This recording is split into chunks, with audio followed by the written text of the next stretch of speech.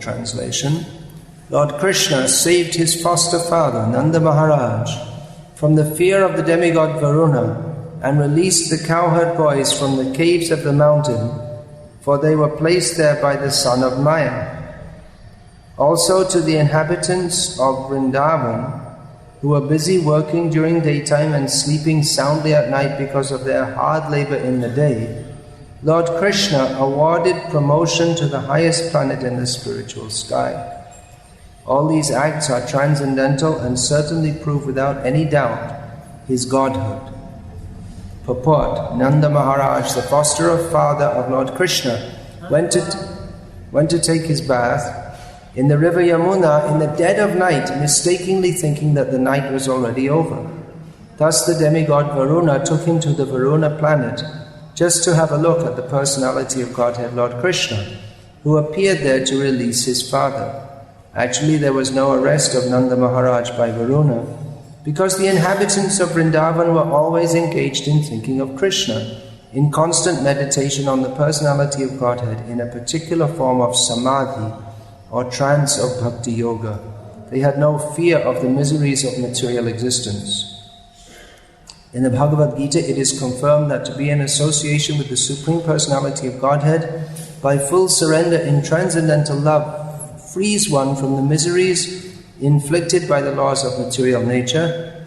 Here it is clearly mentioned that the inhabitants of Vrindavan were extensively busy in the hard labor of their day's work, and due to the day's hard labor, they were engaged in sound sleep at night.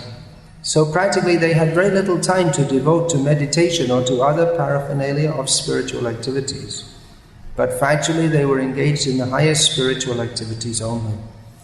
Everything done by them was spiritualized because everything was dovetailed in their relationship with Lord Sri Krishna. The central point of activities was Krishna, and as such, the so-called activities in the material world were saturated with spiritual potency. That is the advantage of the way of bhakti yoga. One should discharge one's duty on Lord Krishna's behalf, and all one's actions will be saturated with Krishna thought, the highest pattern of trance in spiritual realization. Well, Varuna's pretty bold, isn't he? He knows that Nanda Maharaj is very dear to Krishna, but nevertheless he arrests him. You have to be pretty bold to do that. Just like if the policeman stops someone for speeding in their car, and then he recognizes, oh, it's the son of the chief minister. And he says, okay, all right, you can go. I could get in trouble for arresting him, even though he is breaking the law.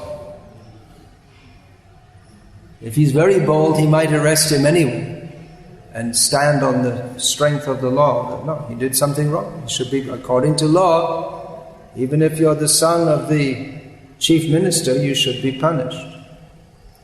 Of course, according to Krishna's transcendental laws, there's transcendental, I guess you could say transcendental chamchagiri, something like that, in which Krishna, he absolves his devotees from any sinful reactions.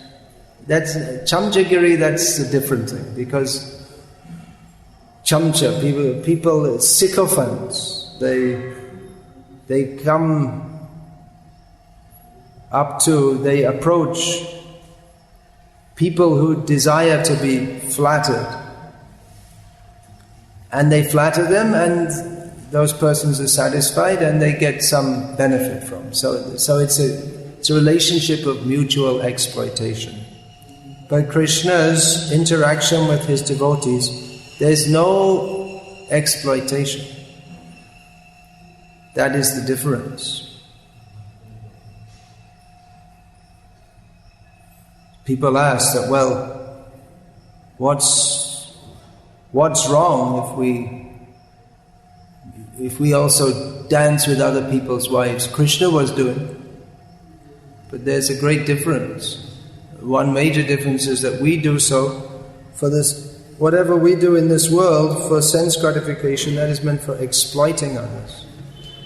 Whereas in the relationship of Krishna and the gopis, neither want to exploit each other for personal sense gratification. They both simply want to give pleasure to the others. Krishna is trying to give devotees, they act for the pleasure of Krishna, and Krishna acts for the pleasure of his devotees.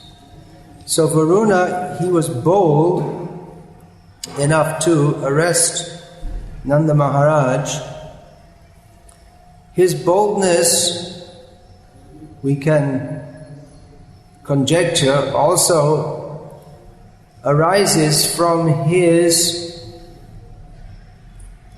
feeling of safety, that Krishna knows what I'm doing and why I'm doing it, so he's not going to punish me. I'm doing it for this. I'm doing it because I want to see Krishna. So even though I'm doing something wrong, I'm arresting Nanda Maharaj. It's right according to the rules of the universe. He can do it. Because Nanda Maharaj transgressed a rule that one should not bathe in the middle of the night in the sacred river. So but then the great devotees of Krishna, they're not subject to the rules of the universe. What's that?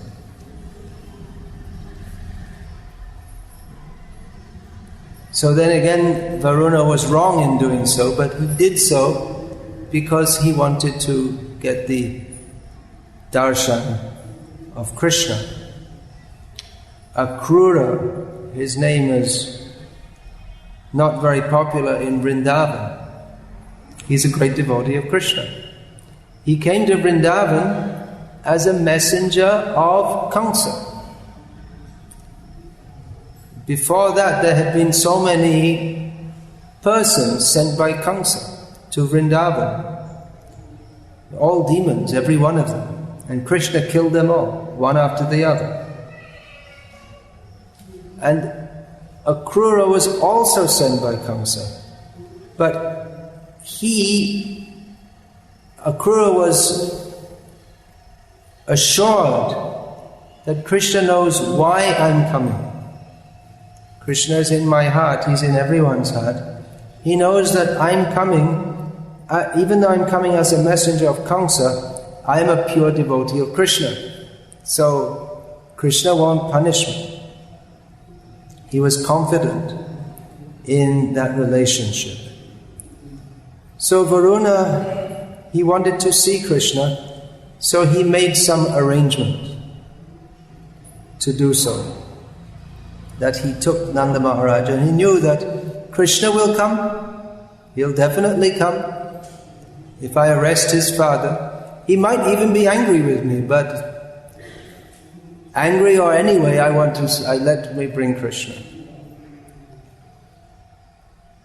There are several instances during Krishna's manifest pastimes in this world of devotees doing something that they shouldn't do, just to bring Krishna.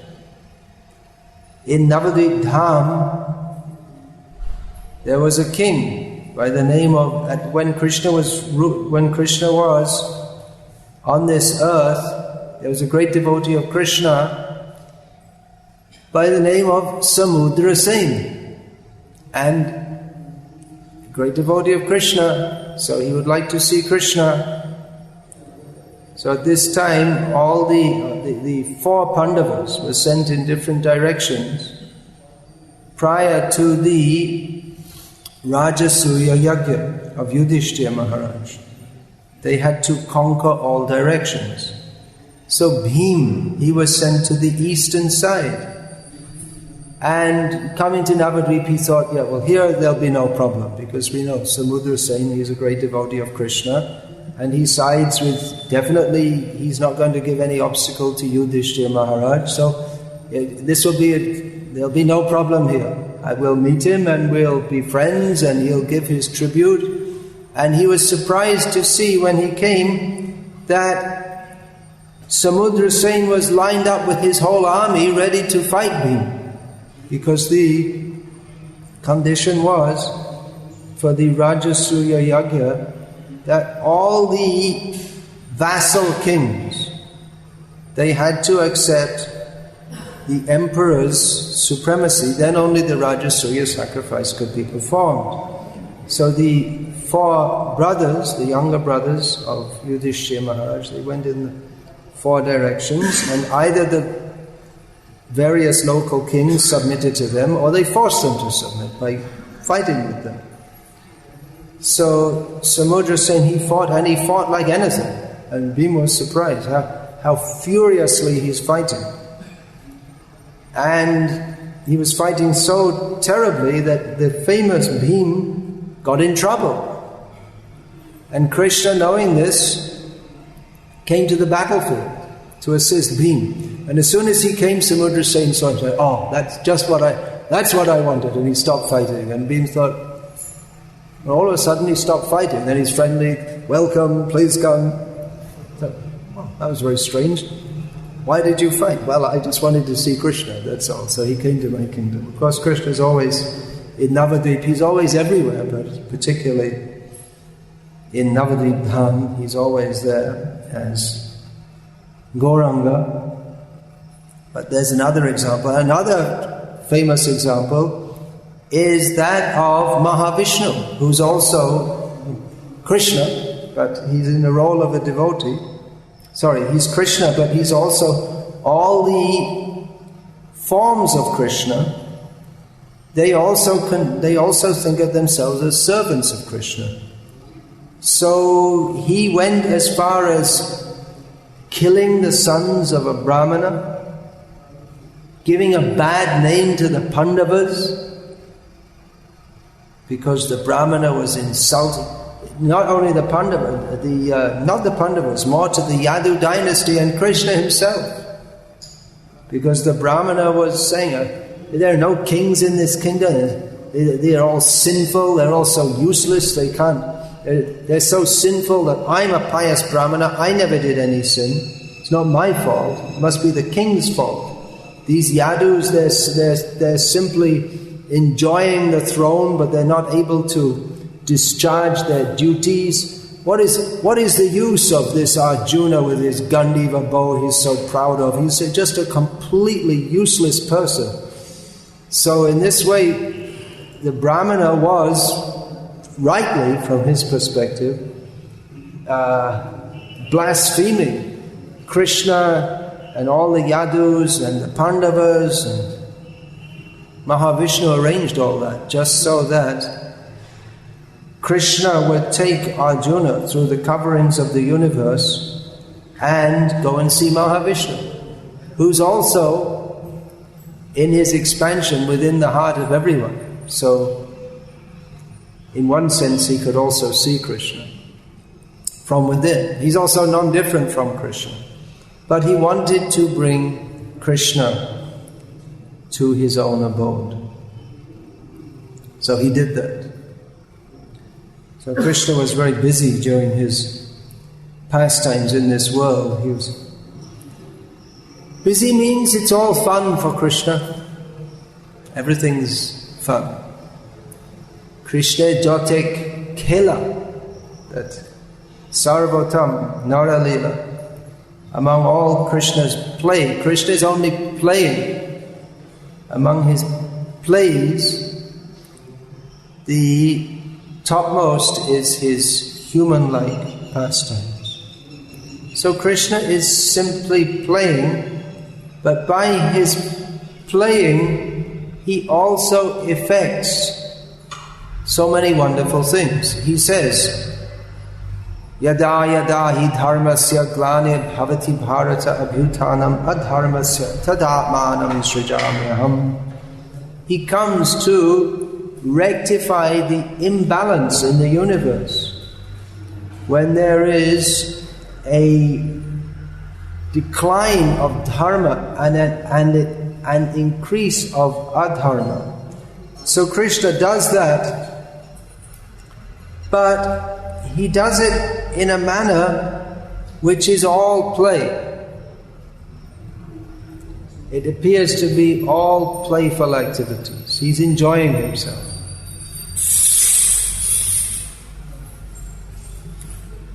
Always enjoying. But at the same time, he affects so many things. By the activities of paritranaya sadhunam vinashaya chadushkritam, by pleasing the devotees and destroying the non-devotees, he also enjoys himself in so many ways. But he's busy. He's playing in the forest, but at the same time it's busy. While he's playing in the forest, he's killing so many demons are coming one after the other. Prabhupada in one place commented that practically every day some demon was coming. We hear about the famous ones. The big demons made it to the pages of the Srimad Bhagavatam. The Keshi and Arishtasura, Vyomasura, Bakasura. These are the famous ones, but it seems there were many others also. And Krishna was daily killing them out of fun, just like young boys. They get together and for fun in their games they play cops and robbers, or fighting in the armies. They pretend, I'm a king, this is another king, and they have two armies and they have a mock fight. But Krishna, he doesn't have a mock fight, he has a real fight, and he really kills real demons. But it's all fun for the cowherd boys who he's with. And still they think he's just Krishna, they love him, but they don't think he's very great. Every day when they're coming home from the forest, all the demigods will come and offer prayers, and then the cowherd boys will come up to Krishna also and imitate the demigods in fun. That, oh, Krishna, you're so great, you're the Supreme Lord, ho ho ho. They think it's a big joke that the demigods are offering prayers to Krishna. The demigods take it very seriously. So Krishna was very busy during all his pastimes in this world. He visited so many places. Of course, we mostly hear about Krishna's Vraja Lila, Mathura Lila, Dwarka Lila, then Kurukshetra. He went twice. But there are so many other places he visited also while he was here. He visited on this planet, in this Bharatavarsha. We just mentioned he visited Navadvip. Then all those places in between, in between Kurukshetra, especially in between Dwarka and Hastinapur. Krishna went up and down so many times. So that area became greatly blessed by Krishna's going back and forward. Then he also went to Varanasi and destroyed the whole place, to Mithila to visit his great devotees, then to Kundina, which is the place of, Kundina is the place of, anyone know? One Raja, Bhishmaka, and his daughter's name is Rukshmani in Gujarati, you say, Rukmini. And then also in what is presently known as Maharashtra, one other famous place he went to. It's not mentioned in Srimad Bhagavatam, but it's famous throughout all of Maharashtra. The devotees, they visit there. Amaravati, no. He might have visited Pandharpur, that's the place of Pundalik. So that... And Balaram, he visited so many places on the pretext of absolving his sin of killing Romaharsha and Sutta. So, and then here it's described how Krishna even went to other planets. He went to the planet of Varuna. He went deep into he scoured the whole ocean. So all the living entities in the water, they also got benefited by seeing Krishna. Then when did he go in the ocean? He was traveling around the ocean. He came here, Avantipura. So he came here, and then after he was here, what did he do? His dakshina he gave to Sandipani Muni, that his dead son was returned. So then he went in the ocean. Then after that, then again his mother Devaki, she was saying, well, you brought back Sandipani Muni's son, what about my sons? So then he went to another planet. Which planet? He went to the planet of Yamaraj, yeah. No, actually for bringing the son of Sandipani Muni, he went to the planet of Yamaraj. Oh, about Avantipur, I just read yesterday, someone else from Avantipur was Prahlad Maharaj in his previous life. It's mentioned there was a pious king, and one of his sons were also pious, except one of them, who later became Prahlad Maharaj, and then that whole thing in the Nrsimha temple. So, another Puranic reference. There's probably many. All of India is just full, all the holy places, there's so much history. It's transcendental history. In the Gauriya magazine, I saw one article called Paramarthik Bhugol, Spiritual Geography. So we should also teach geography in our schools. This is Avantipur, this is the history here. And there's so many places. I mean, you take any present-day state of India and every place is full of Puranic references, so many things. So we're talking about Krishna. He's very busy in all his pastimes. And even just as he was about to leave this world, he told Uddhav that actually I wanted to go to Badrinath. I have so many devotees there, but I didn't have time. I was just too busy running around here and there, and then I'd come back to Dwaraka and all my queens would chastise me that you never spend any time with us. You're always running around here and there, looking after your devotees, but we're also your devotees. You should spend some more time here also. So he was very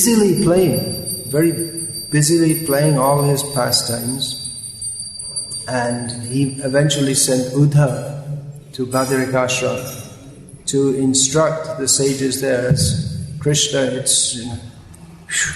didn't fit his heart. I had so many things to do, I couldn't fit it all into my schedule. So you'd better go there instead of me.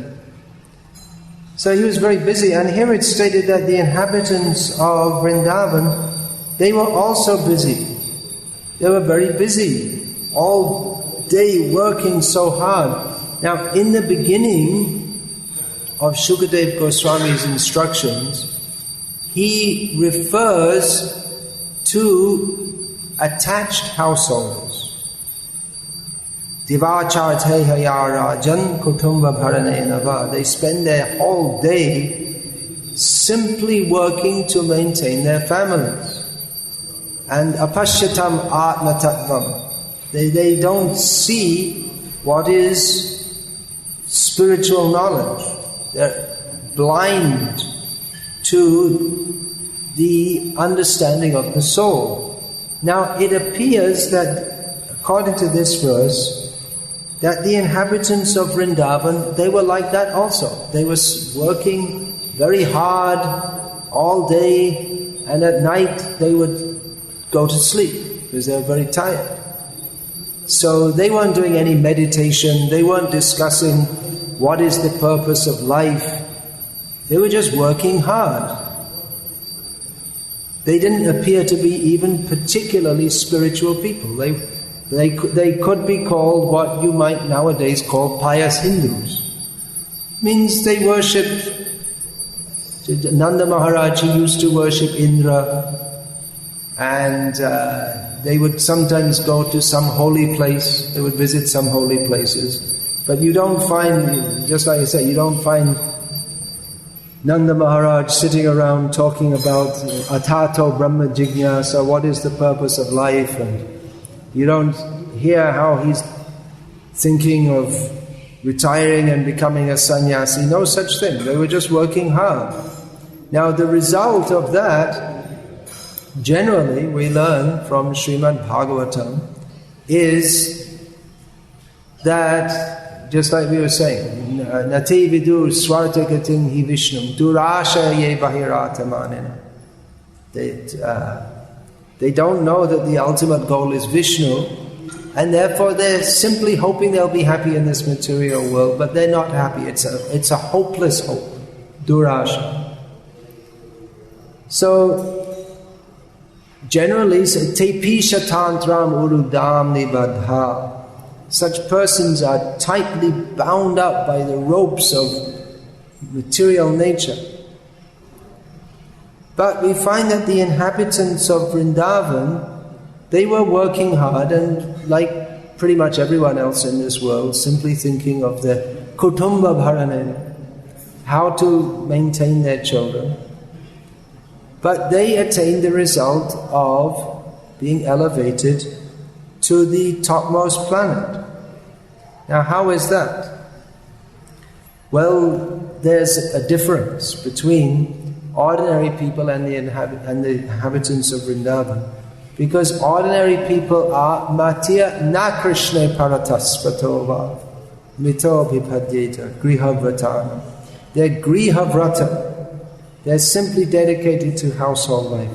And the inhabitants of Vrindavan, they appear to be like that, simply dedicated to household life. But ordinary people, they are determined never to be Krishna conscious under any circumstances. Whereas the inhabitants of Vrindavan, even if somehow or other they decided that we don't want to think of Krishna, which they would never do, they couldn't stop thinking about Krishna even if they tried. Of course, once the gopis, that's recorded that they said among themselves, look, this is too much, we just spend all day talking about Krishna, thinking about Krishna, and he doesn't care for us at all. Let's just forget it. Just forget Krishna, then we'll be much happier. Now, why are we always lamenting over this person? He doesn't care for us at all. So they made an agreement among themselves. Okay, from now on, we're never going to think about Krishna, we're never going to talk about Krishna. But they were unsuccessful. It was beyond their capacity to do anything but think of Krishna. So that is the difference. Ordinary people, they are engaged in kutumba bhara, simply looking after their families. But the difference is that in Vrindavan, the center is Krishna. So Nanda Maharaj and Yashoda, they're simply thinking how to look after our darling child, but their darling child happens to be Krishna. It not just happens to be Krishna, but because they are the topmost devotees of Krishna, then they have the opportunity to be his parents. And all the inhabitants of Vrindavan, they have their own children, but they're more inclined toward Krishna than to their own children. And they're not envious of Nanda Maharaj and Yashoda, but they would also like Krishna to come and be their child. And although they make a fuss and go to Madhya Yashoda and complain, he did it again. He came and broke out. We locked up all the storerooms, but again your boy, he came and broke open the doors and broke the pots and spilled all the yogurt and fed it to the monkeys. And Krishna would say, I didn't do it. I didn't feed you. look, and he'll take their yogurt and butter and try to feed it to the monkeys, and the monkeys won't take it because he already fed them so much. He said, see, why should I steal your butter? It's so useless, even the monkeys won't take it. He's already filled them up. So in this way they enjoyed. Everyone was happy with Krishna, but Krishna is so kind that he actually became the children by the arrangement of his Yogamaya potency. He actually became the children of all the cowherd men and women in Vrindavan, the same age as the older cowherd men and women. When Brahma, he made, which from his angle was a mistake, of stealing all of Krishna's cowherd boys, but Krishna expanded himself as those cowherd boys, and in this way all the cowherd men and women had the opportunity to have Krishna directly as their son, and all the cows had the opportunity also to have Krishna as their calves, so that they could directly feed Krishna their milk. So it appeared that they were just looking after their children like ordinary attached householders. But because their child was Krishna, that attachment, which is normally the cause of terrible suffering and repeated birth and death, bondage in this material world, that became the cause. Actually, they're already fully liberated souls, but here it's mentioned they were elevated to the supreme planet. So it's quite complex how this all works, this Krishna's pastimes. On the one hand, it was a mistake by Brahma. He shouldn't have done that, to steal the cowherd boys and the calves. Of course, we shouldn't say that, because he's also our guru. So it becomes more complex, because from one perspective, yes, he shouldn't have done it. From another perspective, we have to understand that whatever great personalities do, that is not to be blamed. But the result of that is that the inhabitants of Vrindavan, they all got Krishna as their child, and it was demonstrated to Brahma the opulence of Krishna, which is still recorded in Srimad Bhagavatam, so we may take advantage of that. That Brahma's opulence, which appears to be insurpassable in this material world, it's just not even slightly comparable to that of Krishna's. Even though Krishna was the very reason that Brahma was doubting Krishna, is that Krishna appeared to be just a very insignificant cowherd boy. There are so many cowherd boys. Even today you'll see they'll run around with a stick and chase the cows, and who wants to be like that?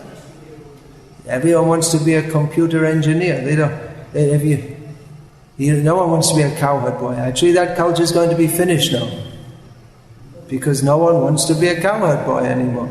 So then no one will herd the cows, and then they'll all have to be put in factory farms and then slaughterhouses. All the degradation of society, it all goes to what they say, they're having the war against poverty, which means they want to make everyone a demon. That's what it actually means. It's the war against simple living and pious culture, which they call what they call poverty is to live simply and remember Krishna. But they think it's poverty if you don't have electricity and air conditioning and all these different things. So Krishna was living very simply and appeared to be not even very cultured. Vaishya, don't mind if you're coming from Vaishya caste. I'm from much lower. I mean, I'm not even from any caste.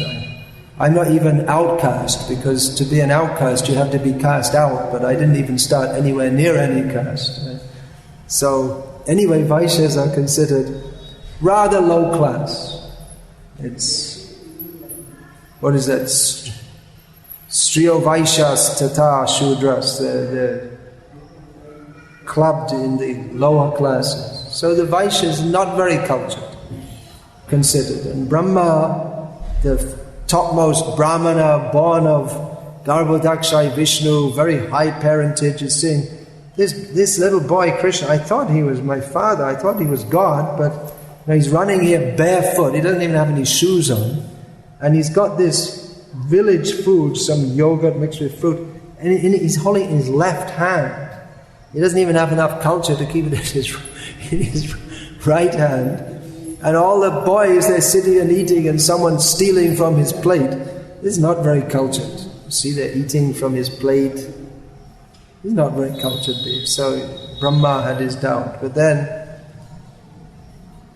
by seeing this and thinking it wasn't very cultured, Brahma actually underlined what is the difference between Vaikuntha Narayana and Vrindavan Krishna. That Krishna's Vrindavan pastimes are simply based on pure love. Whereas in Vaikuntha, love is certainly there, but it's in recognition of Krishna's greatness. Whereas in Vrindavan, it's beyond the imagination of the Vaikuntha-vasis. And even if they see it, they might think there's something wrong with this. You can't. You see the young boys in Vrindavan, they'll jump on Krishna's back. And in Vaikuntha, the Vaikuntha-vasis will be horrified. How can you do that? How can you jump? He's God, you can't jump on his back. So Vrindavan is secret. It's of course you may wonder how is it secret, because everyone in North India, everyone knows, everyone's heard of, especially in North India, everyone's heard of Krishna, and they know at least to some extent about Radha Krishna Lila. Recently I was staying in Govardhan, at least superficially I was there in Govardhan for some 2 weeks, something like that. And every night, because it's very hot, the village people are coming doing parikrama at night. So they're all chanting Radhe Radhe Sham ko mila de. So they all know about Radha Krishna, which actually is a very secret subject matter. It's not really meant for anyone and everyone to know about, because the tendency to misconstrue it is very strong, which is why Srila Prabhupada, he was very cautious, very, very cautious in this regard.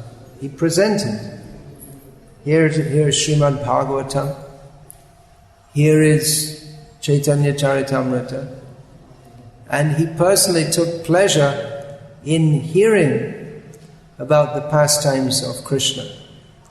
One devotee was relating how Prabhupada had asked him to read Krishna book, and Prabhupada was just loving it. He was sitting and listening, and when Krishna is killing the demons, Prabhupada is laughing, enjoying.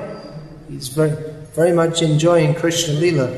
But at the same time, he was very, very cautious he didn't talk about it as if it's something very cheap or that his own spiritual master, Srila Bhaktisiddhanta Saraswati Thakur, he set the tone that how we should approach or how we should understand Krishna's Vrindavan pastimes. That Pujala Raga Paka Gaurava Bhangi, that he referring to his own disciples, he was saying that they worshipped the raga path. The path of unrestrained love for Krishna, that is the special prerogative of the inhabitants of Vrindavan, we worship that. We maintain a mood of awe and reverence, but towards that path of unrestricted devotion. We're not the devotees or the followers of Chaitanya Mahaprabhu. They're mostly that their ultimate aim is to serve Radha Madan Mohan here it's mentioned in Gokulam, the highest planet. Srila Prabhupada has translated this as the highest planet. So, that is the aim, but at the same time, to worship Madan Mohan, one first of all has to become free from the clutches of Madan.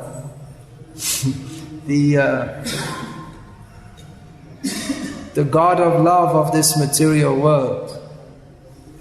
So, we pray to Madan Mohan. How do we pray to Madan Mohan? Jayatam surato pangar mama manda mater gatihi mad sarvasva padam bhojo radha madana mohana. That our attraction for Krishna, our relationship with Krishna, there are three deities, the three principal deities of Vrindavan, Madan Mohan, Govinda and Gopinath. So first of all, we establish our relationship with Radha Madan Mohan, who, Krishna is Madan Mohan, who is, what is that? Koti Kamadev. We sing every day. What is that? Kandarpa Koti Kamaniya Vishesha Shobham. His beauty is such that millions of cupids, more attractive than millions of Kamadev. Kamadev, he incites lust that in the conditioned souls. In the Bhagavatam, it's related in the 11th canto how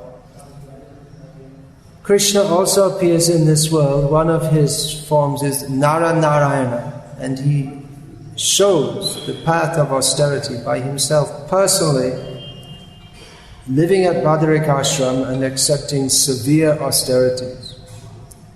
So Indradev, he generally becomes disturbed when he sees any rishi performing austerities. So his usual thing, his usual trick is he sends some beautiful girls from the heavenly world to break the meditation of the rishis.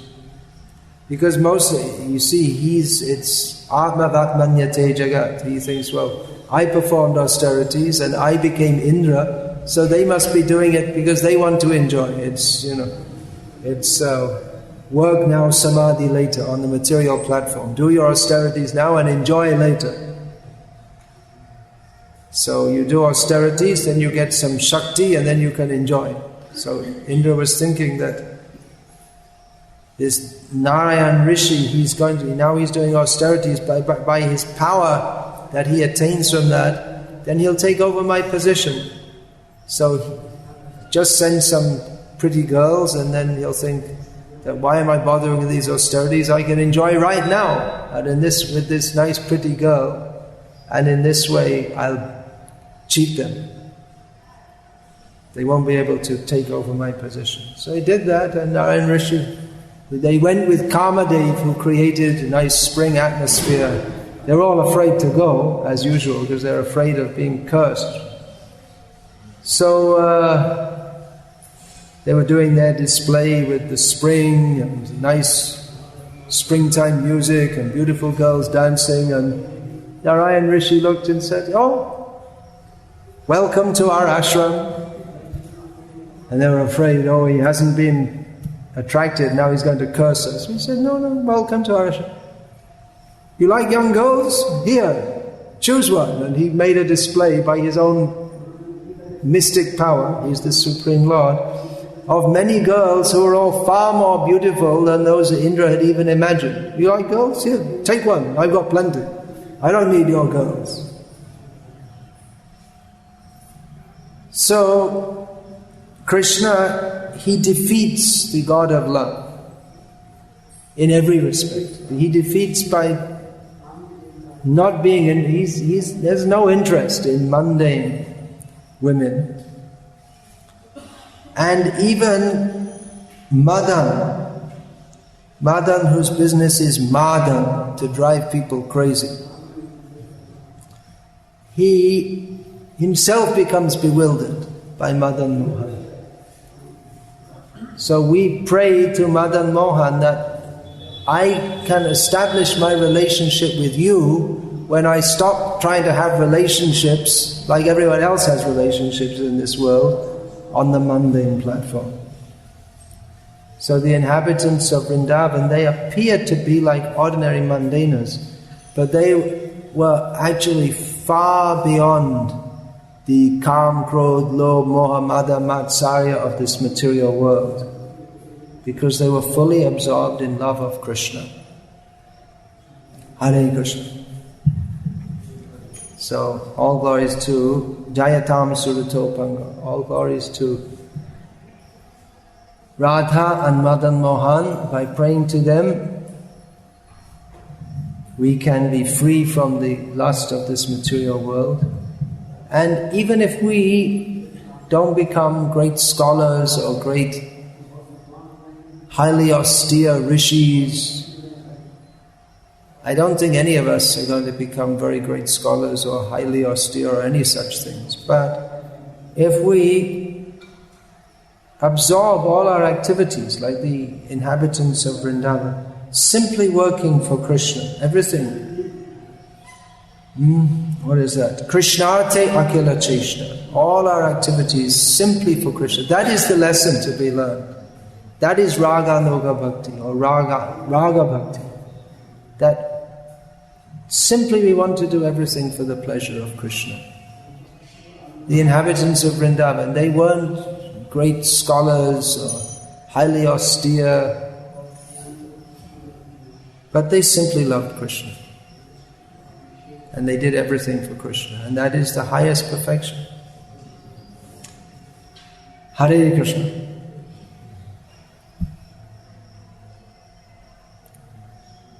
You want to say anything, Maharaj? Anyone like to make any comment? Question? All right, then we'll say Jayatam Surato Pangar Mama Manda Mater Gatihi Mat Sarvasva Padam Bhojo Radha Madana Mohano. All glories to Bhakti Charu Maharaj, who has brought Radha Madan Mohan here, brought Vrindavan here. Hare Krishna. Srimad Bhagavatam ki jai. His Divine Grace Srila Prabhupada ki jai. Hare Krishna.